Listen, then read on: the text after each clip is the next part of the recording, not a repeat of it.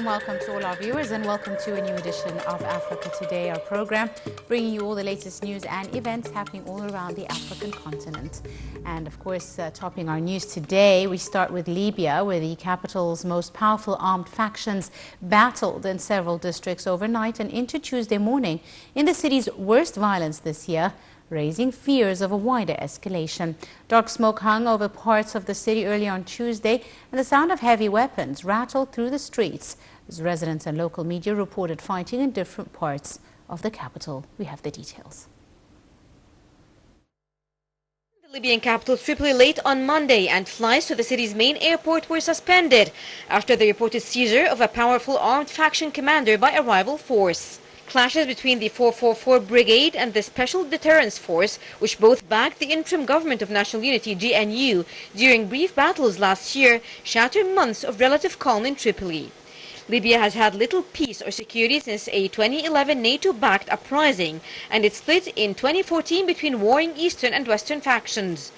An assault by eastern forces on Tripoli in the west collapsed in 2020, leading to a ceasefire that has halted most major warfare.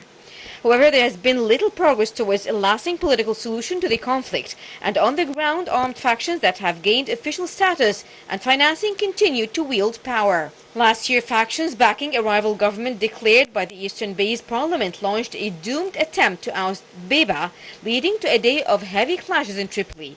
Sporadic fighting has also this year rocked the city of Zawiya, west of the capital. On Monday, the Special Deterrence Force, which controls the capital's Mitiga airport, seized 444 Brigade Commander Mohammed Hamza as he attempted to travel.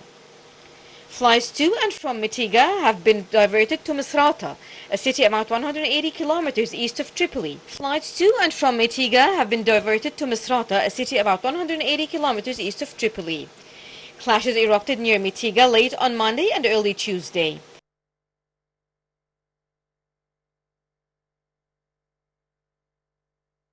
This time in Sudan, in a rare televised speech, the head of Sudan's military accused the rival paramilitary force of committing war crimes in the Northeast African country's brutal ongoing conflict. Earlier this month, rights organization Amnesty International accused both sides of committing extensive war crimes, including deliberate killing of civilians. We have the details in this report. Sudan was plunged into chaos in April when months of simmering tensions between the military led by General Abdel Fattah al-Burhan and the Rapid Support Forces commanded by Mohammed Hamdan Dagalo exploded into open fighting in Khartoum and elsewhere. Since then, both sides have accused the other of harming civilians and violating short-term ceasefires. In a speech broadcast on Sudan TV, Burhan accused the RSF and Dagalo of committing violations under the falsehood of promising to restore democracy. Earlier this month, rights organization Amnesty International accused both sides of committing extensive war crimes, including deliberate killings of civilians. In its 56-page report, the group said almost all abuse cases were blamed on the RSF and its militias. In Darfur, the scene of genocidal war in the early 2000s, the conflict has involved ethnic violence, with the RSF and allied militias targeting African communities in the western region. Last week, the violence intensified in South Darfur province, killing dozens. The Darfur Bar Association, a Sudanese legal group focusing on human rights in the western Darfur region, said at least 5 civilians died in crossfire during intense clashes between the military and the RSF in Niala, South Darfur's capital, on Friday. It said some 50 kilometers west of Niala, Arab tribesmen riding RSF vehicles raided the Kaboom area of South Darfur last week, burning down the local market and sacking a police station. At least 24 people were killed in the attack.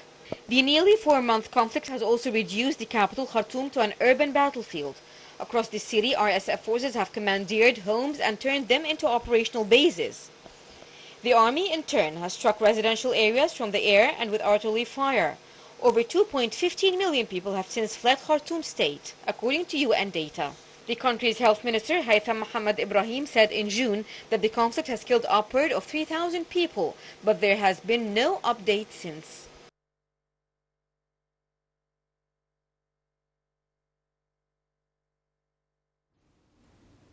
And moving to Niger, where coup leaders said they will prosecute the deposed President Mohamed Bazoum for what they said is high treason.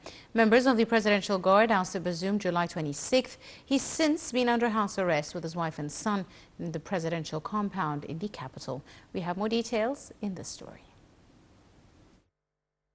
The military junta in Niger that seized power said it plans to prosecute deposed President Mohamed Bazoum for high treason and undermining state security. The announcement came hours after the mutinous officers said they were open to dialogue with West African nations to resolve the regional crisis. If convicted, Bazoum could face the death penalty according to Niger's penal code. A spokesperson for the junta, Colonel Major Amadou Abdurrahmani, said on state television that the military regime had gathered the necessary evidence to prosecute before competent national and international authorities the ousted president and his local and foreign accomplices. The Sunday night announcement said Bazoum was being charged following his post-coup exchanges with high-ranking West African politicians and their international mentors, whom the leaders of the revolt accused of making false allegations and attempting to derail a peaceful transition in order to justify a military intervention. The statement did not identify specific foreign nations and did not specify a date for the trial of Niger's democratically elected president. Still on the streets of the capital on Monday, some residents said they believe Bazoum is guilty. Niger, an impoverished country of some 25 million people, was seen as one of the last countries that Western nations could partner with Africa's Sahel region. Niger, an impoverished country of some 25 million people, was seen as one of the last countries that Western nations could partner with in Africa's Sahel region to beat back insurgency. Before last month's coup, Europe and the US had poured hundreds of millions of dollars into hopping up its military. Members of the Presidential Guard ousted Bazoum on July 26. He has since been under house arrest with his wife and son in the presidential compound in the capital, Niamey. The junta has faced international pressure to release and reinstate Bazoum. Immediately after the coup, the West African regional bloc ECOWAS gave the regime 7 days to return him to power and threatened to use military force if that did not happen. The deadline came and went with no action from either side. On Monday, ECOWAS condemned the junta's treason charges against Bazoum, calling them provocative and contradictory to reported willingness to peacefully restore constitutional order. Last week, ECOWAS ordered the deployment of a standby force, but it's unclear when or if it would enter Niger.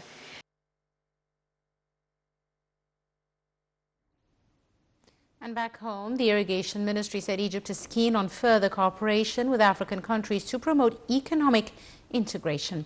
Statement was made at a meeting with the Council of Foreign Affairs over projects between Egypt and Nile Basin countries.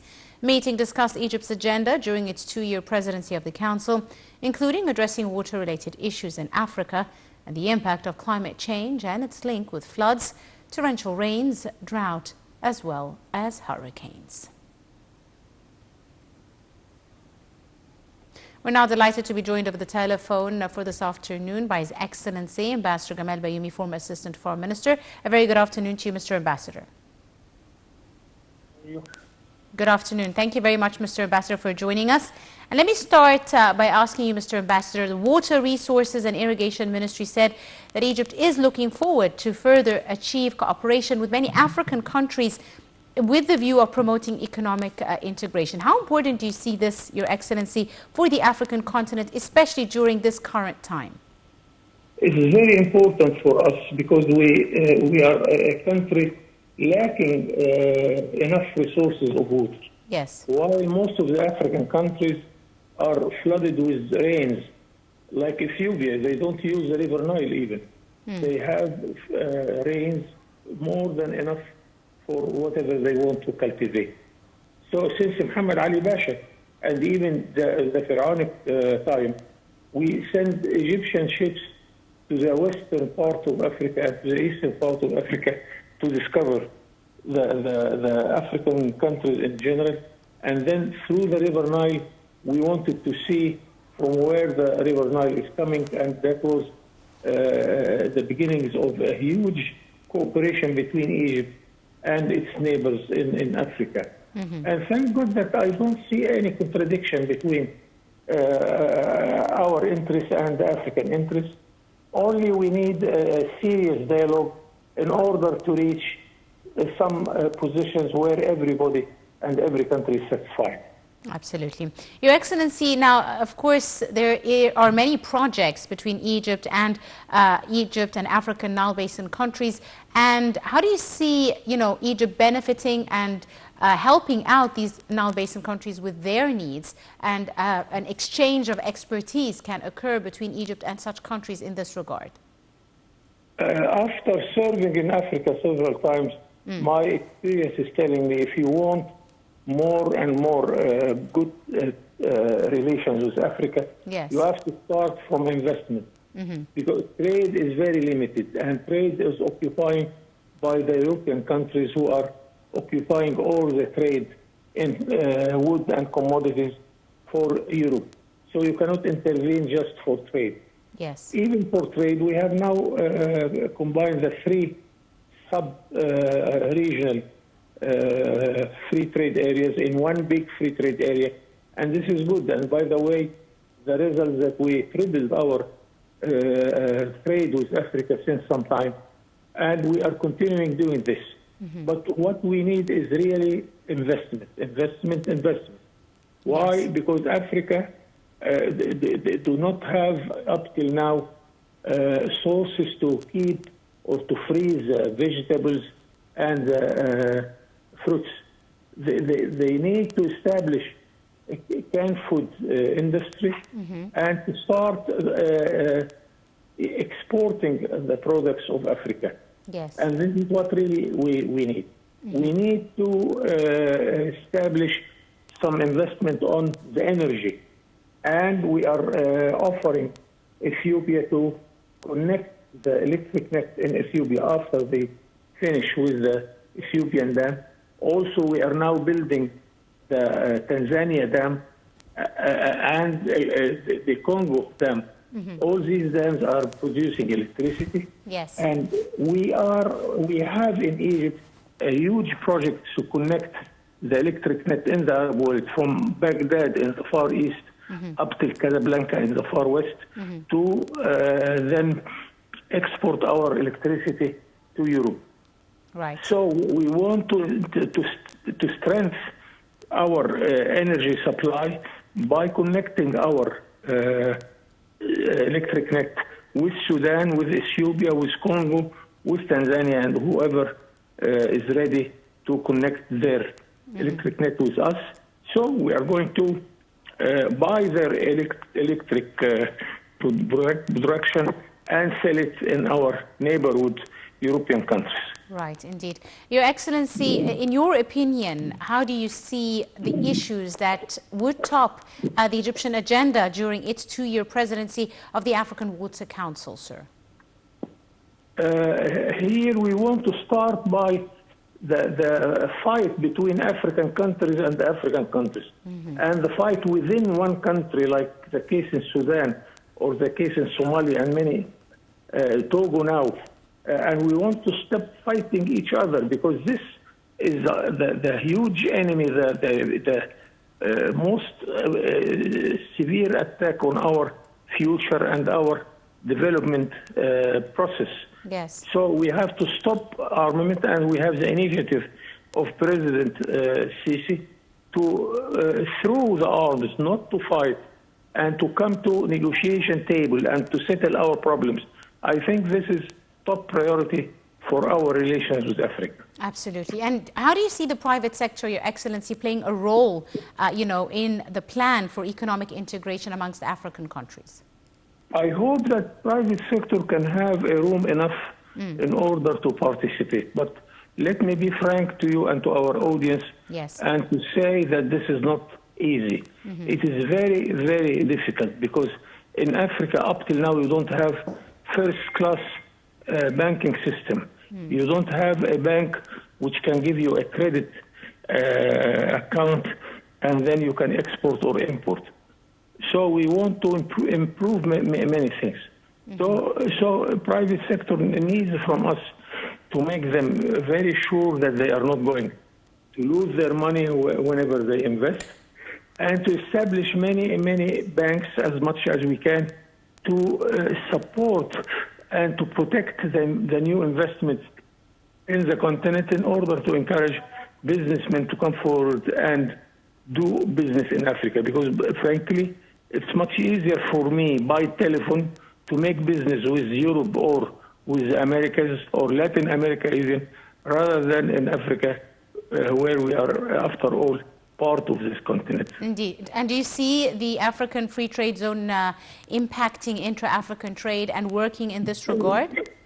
Yes, it will encourage very much more trade among the African countries. And besides what we are saying, that we have to face the challenges in order to create more and more opportunities. And the future is very good, inshallah. Absolutely. Your Excellency, Ambassador Gamal Bayoumi, former Assistant Foreign Minister, thank you very much, sir, for your time and all your insight. And that's all the time we have for today's edition of Africa Today. You are in the company of myself, Angie Meher. Thank you for joining us.